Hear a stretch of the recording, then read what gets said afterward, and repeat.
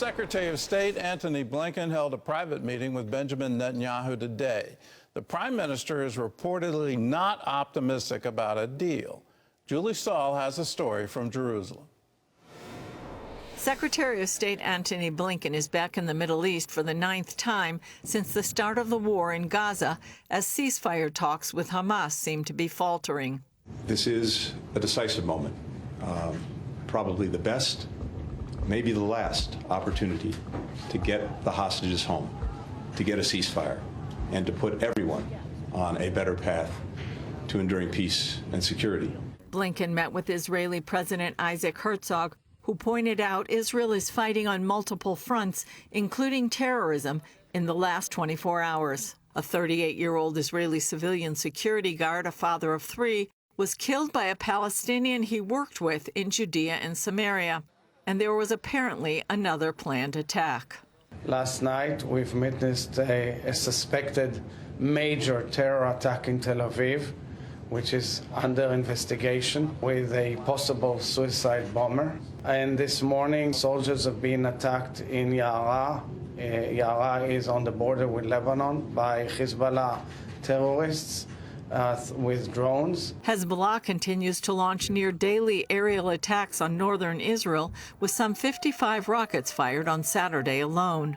And an IDF drone attack in the West Bank city of Jenin killed 2 senior Hamas operatives this weekend. In another incident, top Hamas official Osama Hamdan walked out of a CNN interview when he was asked if Hamas accepts any responsibility for all the Palestinian deaths it's caused by using them as human shields. And on the problems with the ceasefire talks, Hamas is blaming Netanyahu, writing, "We place full responsibility on Netanyahu for the failure of the mediators' efforts and the failure to reach a deal." Netanyahu says Israel is conducting very complex negotiations with a murderous, uninhibited, and recalcitrant terrorist organization.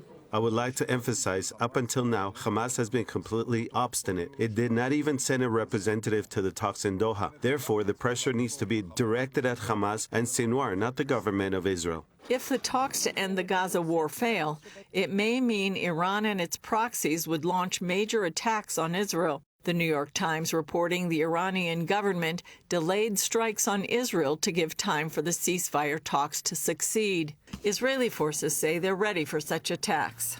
Israel is not in the best neighborhood. We have been preparing for an attack and we are ready for anything. There are diplomatic attempts to de-escalate the situation, but we are ready for everything and anything on any front. Israel believes Hezbollah could use failed talks as an excuse to launch rocket barrages at Tel Aviv, the Jewish nation's largest city. Julie Stahl, CBN News, Jerusalem. I hope you pay attention to that interview that Osama Hamdan did on CNN. I applaud the CNN anchor for trying to hold him to facts and hold him to his own experience. The anchor was quite experienced and quite knowledgeable about the situation. But will our State Department wake up to the ideology that Osama Hamdan was clearly putting out on CNN, that none of it was their fault, that all of this is the fault of the occupiers? And no acknowledgement of the IDF in Israel withdrawing from Gaza, turning it over to the Gazans, having free elections. All of that under the Bush administration. The Bush administration believed that if democracy came to Gaza, they would elect peace. They would want to live at peace with Israel. They didn't. They elected Hamas to lead them. They elected a terror group spawned by the Muslim Brotherhood in Egypt. And you look at their charter, and it's absolutely horrific what they want to do. You look at their charter and what they view as the role for women. It is absolutely incredible that anyone on the left in Europe or the United States would say, we're behind Hamas. We want to protest what Israel is doing. Absolutely, truth has been turned upside down. I hope our leadership, and I pray our leadership, wakes up to this ideology and says, we can't negotiate with you. There's no point in it. If you continue to say Israel is completely at fault, Israel needs to be wiped off the map, every Jew in Israel needs to be killed, if that is truly what you believe, then it's time for you to end. That's what I hope our foreign policy is going to be going forward. Stop the charade of we think diplomacy, we haven't given up on diplomacy. Realize that when they're talking, they really believe that. They are holding on to it. And when you look at the history, any Palestinian leader that comes to peace with Israel, and actually any Arab leader, so Anwar Sadat, he came to peace with Israel. He was assassinated.